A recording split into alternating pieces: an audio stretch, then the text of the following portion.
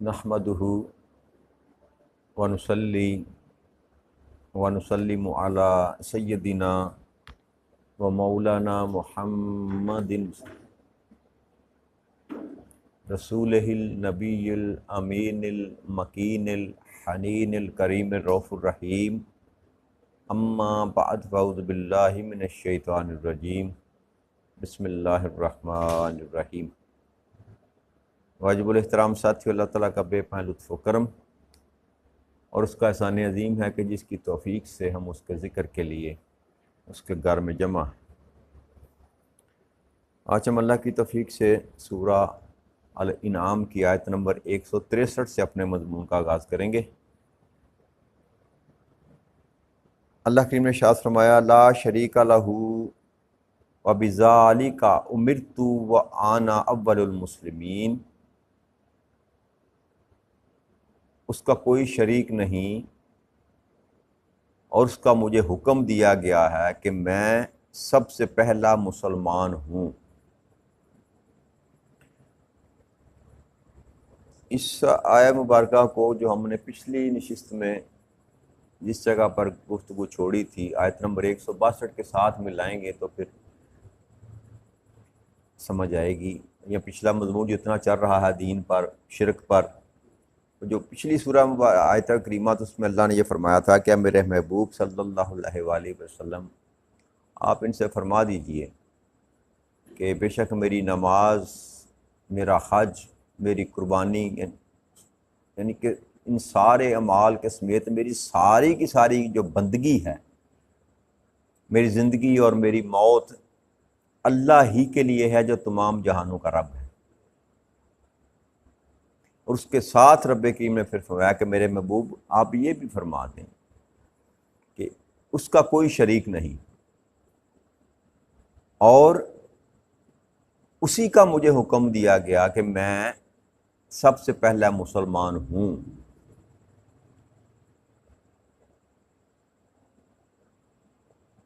تو یہاں پہلی بات جو نبی اکرم صلی اللہ علیہ وسلم نے کی وہ یہ کہ اللہ کے سوا کوئی اور عبادت کے لائق نہیں، میں کسی اور کو اس قابل نہیں سمجھتا، اس لائق نہیں جانتا کہ اس کی عبادت کی جائے۔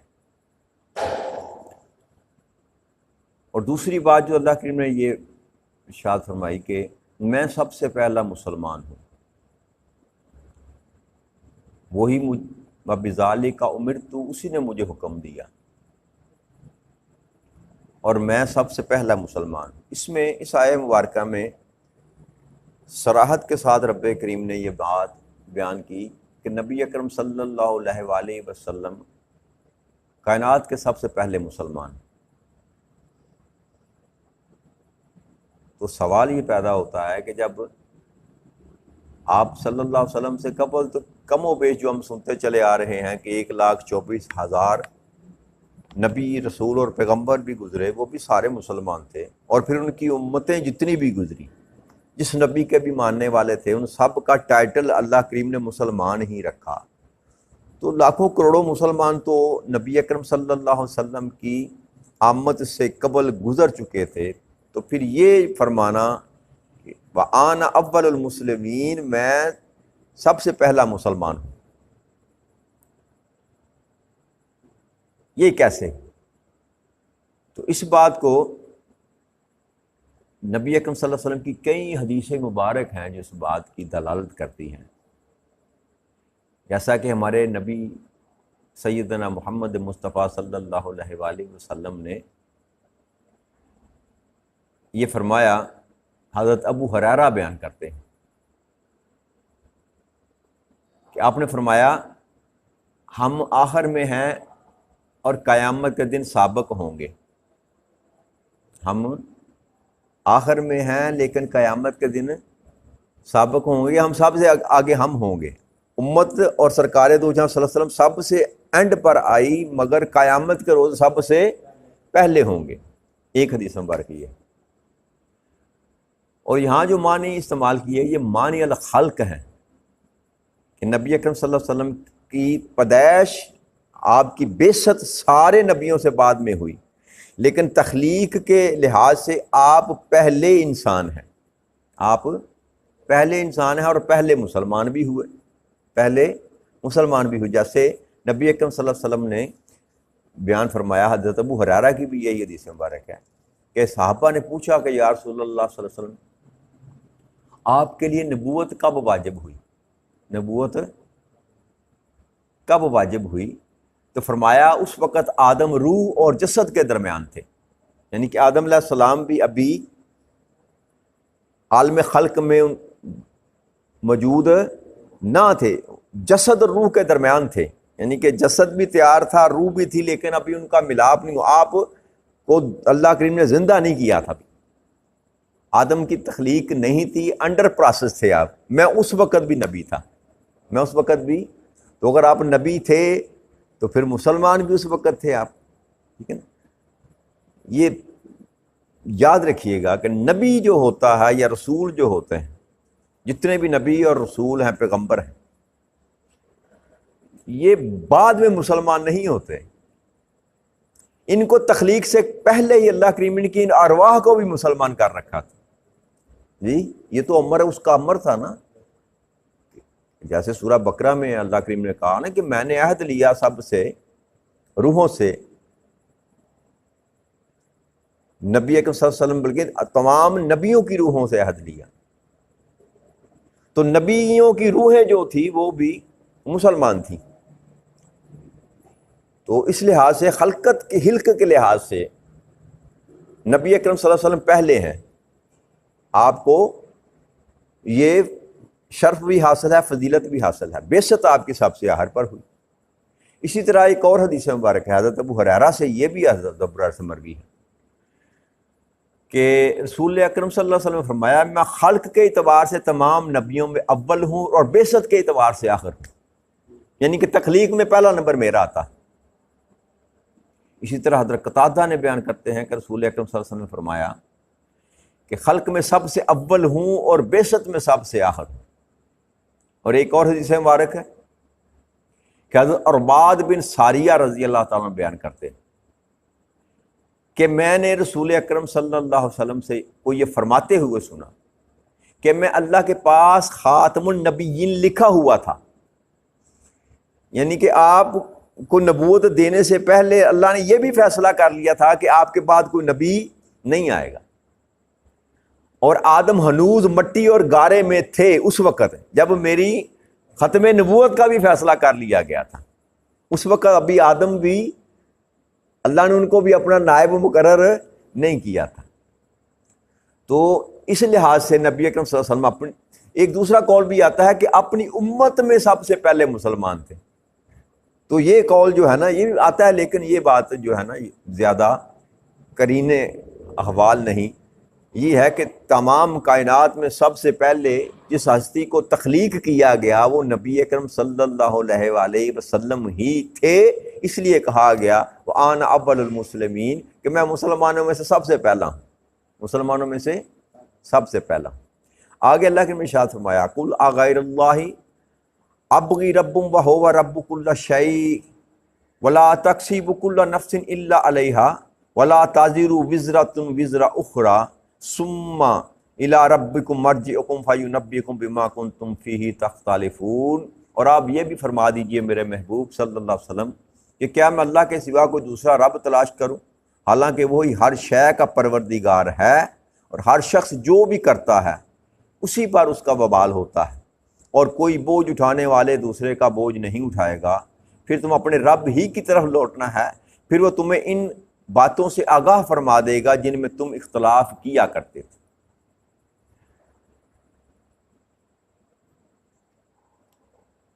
روایت میں یہ آتا ہے کہ کفار جو تھے نا مکہ کے، انہوں نے کہا نبی اکرم صلی اللہ علیہ وسلم سے کہ اے محمد صلی اللہ علیہ وسلم یہ تم اپنے دین کی جو تبلیغ کرتے رہتے اس کو چھوڑو، ہمارے دین پر آ جاؤ، جس دین پر ہم ہیں اس پر آ جاؤ،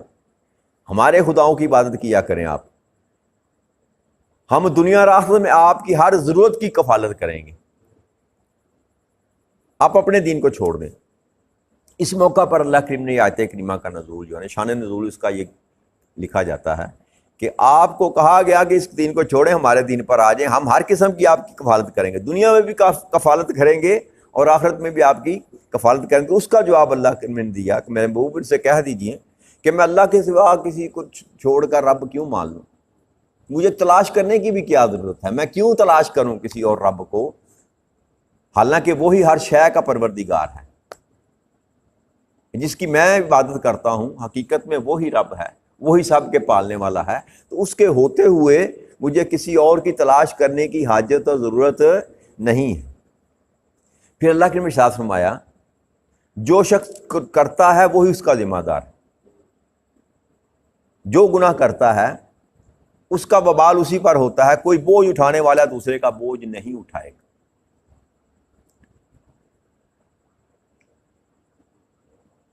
اس کی دو طرح کی توجیحات کی جاتی ہیں۔ ایک تو یہ ہے کہ جو انسان خود عمل کرتا ہے اپنی زندگی میں، اس عمل کے سبب سے کوئی اور اس کا بوجھ نہیں اٹھائے گا، جو برائی کرے گا انسان اس کا وبال اسی کی جان پر ہوگا۔ لیکن اگر آپ کسی کو نیکی کا حکم دیتے ہیں، آپ کسی کو خود بھی نیک کام کرتے ہیں، مثلا مثال کے طور پر آپ نماز پڑھتے ہیں تو نماز کی نیکیاں آپ کو مل رہی ہیں جی، اگر آپ کسی اور کو بھی کہتے ہیں نماز پڑھ، تو ایک تو اس کو کہنے کا بھی اجر آپ کو مل گیا، اور اگر وہ نماز پڑھے گا تو اس کے نماز پڑھنے میں بھی آپ کا حصہ ہوگا، لیکن اس کے حصے میں کمی نہیں آئے گی۔ اور اسی طرح اگر آپ کسی کو برائی کی طرف اکساتے ہیں یا برائی کے رستے پر لگاتے ہیں، تو جو برا عمل وہ کرے گا اس کی برائی میں سے آپ کا شیئر آٹومیٹکلی آپ کے نامہ اعمال میں منتقل ہوتا رہے گا۔ کہ ایک تو یہ ہے کہ آپ کا ذاتی ایک عمل ہے جس سے کسی اور کے ساتھ آپ کا کوئی ریلیشن نہیں بنتا، نہ اچھائی میں نہ برائی میں، فقط آپ اپنی ذات کے لیے کر رہے ہیں، اچھا کر رہے ہیں برا کر رہے ہیں، تو وہ تو سارے کا سارا معاملہ فقط آپ کی ذات تک محدود رہے گا۔ لیکن اگر آپ کے ساتھ کوئی ریلیٹ کر گیا دوسرا بندہ، کسی کو آپ نے اچھی بات کہی یا کسی کو آپ نے بری بات کہی، تو اگر اچھی کہی تو اچھے کے اعمال میں بھی آپ کو حصہ ملے گا، اور برائی کے اعمال میں بھی آپ کو برا ملے گا۔ اب نبی اکرم صلی اللہ علیہ وسلم کی حدیث مبارکہ آپ نے فرمایا کہ اب دنیا میں جو بھی ظلم کرے گا، کسی کو قتل کرے گا، تو اس کا حصہ جو ہے اس کو قبیل کو بھی ملے گا، کیونکہ پہلا وہ تھا جس نے دنیا میں انسان میں ظلم کیا اور قتل کیا۔ تو اب جتنے بھی قاتل ہوں گے نا، ان سب قاتلوں کی طرف سے کچھ نہ کچھ حصہ وہاں بھی جا کر منتقل ہوگا۔ وہ رستہ انہوں نے بتایا، اسی لیے شیطان پر وبال سب سے زیادہ ہوگا قیامت کے دن۔ ایک تو اس نے ویسے نافرمانی کی، اس کی سزا تو اس نے ملنی، فیصلہ ہو چکا کہ تو جہنم میں جائے گا۔ اب جتنے لوگ اس کے بتائے ہوئے برے رستے پر چلیں گے، ان سب کا حصہ جو ہے وہ بھی اس کی طرف وہاں ڈپازٹ ہوتا چلا جائے گا، لیکن یہ ہے کہ اگر اپنی ذات تک انسان محدود ہے، اس کے کسی عمل کا بوجھ کو دوسرا نہیں اٹھائے گا جی، اس کے کسی عمل کا بوجھ کوئی اور، وہاں کوئی یہ نہیں کہے گا، قیامت کے دن یہ بھی نہیں ہوگا جتنا مرضی کو لاڈلا پیارا ہو کہے گا کہ مولا کریم اس کو چھوڑ دے، اس کے بدلے میں مجھے سزا دے دے جی، اس کو جہنم میں نہ پھینک، اس کے بدلے مجھے پھینک دے، یا اس کے حصے کی نیکیاں مجھ سے لے لے، یا اس کے گناہ میرے کھاتے میں ڈال دے نہ، وہاں جس نے وہ کیا اس کو وہاں پر اس کا اجر ملے گا، سزا ملے یا جزا ملے۔ لیکن اگر آپ نے برائی کی دعوت دی تو برائی جو کرے گا آپ کی دعوت پر آ کر، اس کے برائی کے میں سے بھی حصہ آپ کے حصے میں ڈپازٹ ہوگا، اور اگر آپ نے اچھائی کی دعوت دی تو اس اچھائی کا بھی حصہ جو ہے وہ آپ کے اکاؤنٹ میں ڈپازٹ ہوگا جی۔ یہ دو توجیحات ہیں اس کی۔ پھر اللہ کے ارشاد فرمایا کہ تم نے پھر میری ہی طرف لوٹنا ہے، ثم الی ربکم مرجعکم، تم سب نے پلٹ کر میری ہی طرف آنا ہے، فینبئکم، میں تم کو بتا دوں گا، بما کنتم فیہ تختلفون، جو چیز جس میں تم اختلاف کیا کرتے تھے، جس پر ابھی تم ماننے کے لیے تیار نہیں، نبی کے دین کو، آخرت کو، حساب و کتاب کو، اللہ سے ملاقات کو، یا اور بھی جتنے معاملات ہیں جن میں تم اختلاف کرتے ہو، جب تم میرے پاس آؤ گے تو میں سارے کھول کر تمہارے سامنے رکھ دوں گا۔ ایک ایک چیز جو ہے وہ تمہارے سامنے اللہ کریم کھول کر رکھ دے.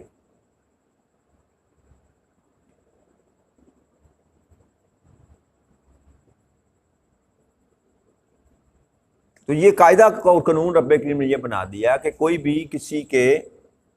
جرم کی وجہ سے سزا نہیں کاٹے گا. جتنے کو اعمال اچھے کرے گا اس کو اس کے اچھائی کے بدلے میں جزا مل جائے گی، جو برے اعمال کرے گا اس کو اس کے برائی کے بدلے اس کو سزا مل جائے گی. پھر اللہ کی ارشاد فرمایا وَهُوَ الَّذِي جَعَلَ لَكُمْ خَلَائِفَ الْأَرْضَ وَرَفَعَ بَعْضَكُمْ فَوْقَ بَعْضٍ دَرَجَاتٍ لِيَبْلُوَكُمْ فِي مَا آتَاكُمْ إِنَّ رَبَّكَ سَرِيعُ الْعِقَابِ وَإِنَّهُ لَغَفُورٌ رَحِيمٌ. اور پھر فرمایا کہ وہی تو ہے جس نے تم کو زمین پر خلیفہ بنایا، اپنا نائب مقرر کیا، اللہ کے سوا کوئی اور نہیں، اور تم میں سے بعض کو بعض پر کئی درجات بلندی عطا فرمائی. وہ ان چیزوں میں تمہیں آزمائے جو اس نے تمہیں امانتاً عطا کر رکھی ہیں. بے شک آپ کا رب جلد سزا دینے والا ہے، اور بے شک وہ بڑا بخشنے والا اور بے حد رحم فرمانے والا. تو اس آیت مبارکہ میں اللہ کریم نے فرمایا کہ حقیقت میں وہی ہے جس نے تم کو زمین پر بھیجا اور اپنا نائب بنا کر بھیجا. اور یہ جو خلافت ہے نا، خلافت، اس کے کئی محامل ہیں. مقصد ایک تو اللہ کریم نے مطلقاً فرمایا کہ میں زمین پر اپنا نائب بھیج رہا ہوں، اور آدم علیہ السلام کو نائب بھیجا. اور اسی طرح ہر نبی جو ہے وہ اللہ کا نائب بن کر ہی آیا، اللہ کا نائب بن کر آیا. اور ایک عموماً جو ہے وہ ہر انسان اللہ کا نائب کے طور پر گنا جاتا ہے. انسان کو اللہ نے زمین پر بطور نائب اپنا مقرر کیا، یہاں پر حکومت دی، اقتدار دیا. جی تو اللہ فرماتا ہے کہ حقیقت میں ہوں جس نے تمہیں زمین پر بھیجا، نائب بنا کر بھیجا، اور بعض کو بعض پر درجات میں بلند کیا تاکہ تمہیں بعض چیزوں میں آزمائے جو اس نے تمہیں عطا کر رکھی. اب یہ جو تقسیم رب کریم نے کی نا، کسی کو حاکم بنایا، کسی کو محکوم بنایا، کسی کو امیر بنایا، کسی کو غریب بنایا، جی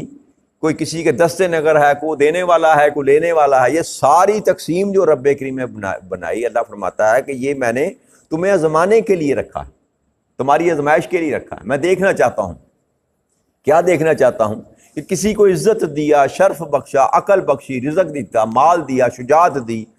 اقتدار دیا،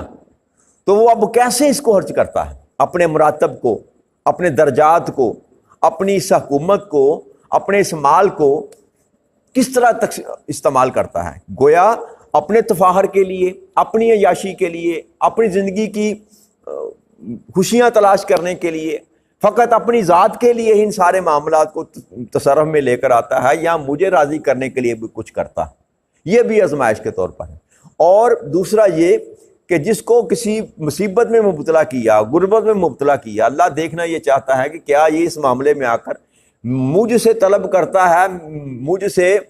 صبر کرتا ہے، شکر ادا کرتا ہے، کہ بس گلے شکوے کرتا رہتا ہے. تو ہر دو صورتوں میں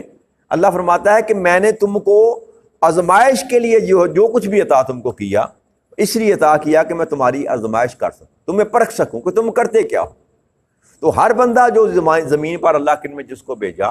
وہ حقیقت میں آزمائش میں مبتلا. مال والا بھی آزمائش میں مبتلا ہے، اور جس کے پاس مال نہیں ہے وہ بھی آزمائش میں مبتلا. اور یہ تقسیم رب کریم کی اپنی منشا اور اپنی رضا سے ہے، دونوں ہی صورتوں میں. کسی کو دے کر آزماتا ہے، کسی کو نہ دے کر آزماتا ہے، اور کسی کو دے کر لے لیتا ہے پھر آزماتا ہے. تو یہ سارا معاملہ جو ہے اللہ فرماتا ہے یہ اس لیے کیا ہے کہ میں دیکھنا چاہتا ہوں کہ کون لے کر شکر ادا کرتا ہے اور کون چھن جانے کے بعد بھی میرا اطاعت گزار رہتا. یعنی کہ آپ کو نعمت دی، پہلا یہ کہ آپ نے اللہ کا شکر ہی ادا نہیں کیا، آپ فیل ہو گئے امتحان میں کہ اللہ کریم نے آپ کو مال عطا کیا، رزق عطا کیا، اولاد عطا کی، اور آپ ناشکرے رہے، آپ نے کبھی اس کا پلٹ کر شکریہ ادا نہیں کیا. تو ایسے لوگ جو ہیں وہ بھی فیل ہو گئے، وہ بھی فیل ہو گئے. اور دوسرے وہ لوگ جن کو دے کر اللہ کریم نے چھین لیا اگر کسی مصلحت کے تحت، آزمائش کے تحت، اور وہ صبر نہ کر سکے، اور گلے شروع کر دیے، شکوے شروع کر دیے، وہ بھی لوگ ناکام ہو گئے، وہ بھی لوگ ناکام ہو گئے اللہ کے ہاں۔ جس کو دے اللہ کریم اور وہ اس کے دینے پر اس کا شکر ادا کرے، اور شکر ادا کرنے کا سب سے اچھا طریقہ یہ ہے کہ اس کی خلقت پر خرچ کرے، اس کے رستے میں خرچ کرے، تو وہ کامیاب ہوا۔ اور جس سے چھن گیا وہ اس بات پر صبر کرے اور کہے کہ مولا تو ہی دینے والا تھا، تو ہی لینے والا ہے، تیری مرضی ہے، تیرا منشا ہے۔ جو صبر کرے چھن جانے پر وہ کامیاب ہے، جو شکر کرے مل جانے پر وہ کامیاب۔ تو اللہ فرماتا ہے کہ جو کچھ میں نے تم کو دیا،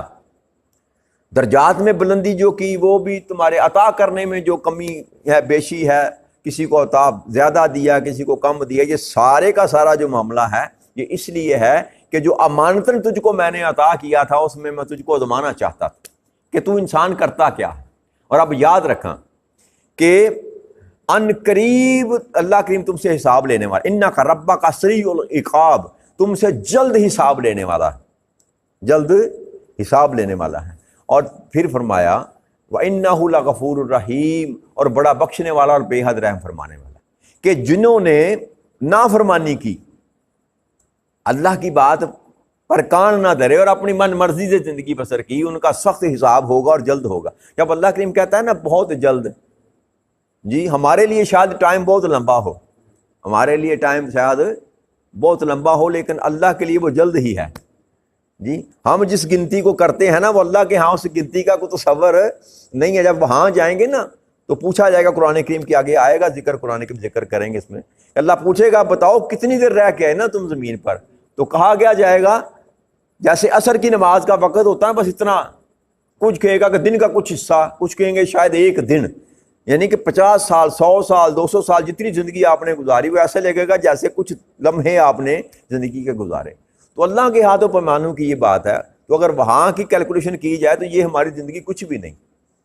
تو اللہ فرماتا ہے بہت جلد تم سے حساب لینے والا ہوں، بہت جلد حساب لینے والا ہوں۔ اور پھر فرمایا کہ وہ بڑا بخشنے والا اور بے حد رحم فرمانے والا، یعنی کہ وہاں وعید بھی ہے اور خوشخبری بھی ہے۔ وعید ان لوگوں کے لیے جو اللہ اور اللہ کے رسول کی بات کو مانتے نہیں، دیا ہے تو شکر ادا نہیں کرتے، ان کے لیے وعید ہے کہ تمہیں حساب دینا پڑے گا اور بہت جلد میں حساب لوں گا۔ اور جو اللہ اور اللہ کے رسول کی بات کو مانتے ہیں اور اللہ اگر دیتا ہے تو شکر کرتے ہیں، اگر چھین لیتا ہے تو صبر کرتے ہیں، اللہ ان سے وعدہ فرما رہا ہے کہ تمہارا جو رب ہے بڑا بخشنے والا اور بے حد رحم فرمانے والا ہے۔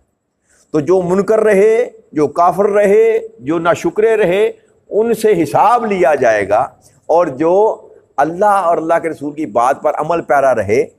ان پر اللہ کہتا ہے میں بڑا بخشنے والا اور بے حد رحم فرمانے والا ہوں۔ اس پر نبی اکرم صلی اللہ علیہ وسلم کی ایک حدیث مبارک پیش کر کے میں آج کے مضمون ختم کرتے ہیں کہ نبی اکرم صلی اللہ علیہ وسلم نے فرمایا کہ قیامت کے دن اللہ ایک بندے کو اپنے قریب کرے گا، اللہ اپنے بندے کو ایک قریب کرے گا اور اپنے بازو کے قریب کرے گا۔ استارن بات کی گئی کہ جیسے بندہ اپنی بغل میں لیتا ہے کسی کو، اور اس کو اس کے گناہ دکھائے جائیں گے، اس کو اس کے گناہ دکھائے جائیں گے، اور کہا جائے گا یہ تم نے کیا تھا نا، تو میں نے دنیا میں بھی تیرا پردہ رکھا، آج بھی تیرا پردہ رکھتا ہوں اور تجھے معاف کرتا ہوں اور تجھے جنت میں ڈال۔ بات سمجھ آ رہی کہ بندہ ایمان والا ہو اور چھوٹی موٹی جو غلطیاں کرتا ہے، کافر نہ ہو، نہ شکرا نہ ہو، منکر نہ ہو، ایسے اشخاص اللہ فرماتا ہے، نبی صلی اللہ علیہ وسلم نے فرمایا کہ وہ اللہ قریب کر کے اس کو کہے گا، دنیا کو نہیں دکھائے گا۔ اس کے چھوٹے موٹے جو گناہ غلطیاں تھیں نا، جو اس نے اللہ کی چھوٹی موٹی نافرمانی کی، دنیا کو نہیں دکھائے گا، چھپا کر اسے کہے گا تم نے یہ گناہ کیے تھے نا، یہ دیکھ لو۔ اور وہ بندہ اقرار کرے گا تو اللہ کہے گا جاؤ میں نے تجھ کو معاف کیا، اللہ معاف کر دے گا۔ اور جب کفار کا معاملہ ہوگا تو کفار کو سر عام حساب و کتاب کیا جائے گا، لوگوں کے سامنے کیا جائے گا۔ تو یہ فرق اللہ کریم نے فرمایا کہ جو ماننے والے ہیں ان کے لیے اللہ بڑا بخشنے والا اور بڑا رحم کرنے والا ہے، اور جو نہیں ماننے والے وہ یاد رکھیں کہ بہت جلد ان کا میں حساب لوں گا۔ تو اسی دعا کے ساتھ کہ رب کریم ہمارے لیے بھی حساب و کتاب میں رب کریم اپنے حبیب کے صدقے ثانی پیدا فرما دے۔ وما علینا الا البلاغ المبین۔ آج ہماری سورہ الانعام جو ہے وہ یہاں پر اختتام ہوئی، کل اللہ نے چاہا تو نئی سورہ مبارکہ سورہ الاعراف کو شروع کریں گے۔ السلام علیکم ورحمۃ اللہ وبرکاتہ۔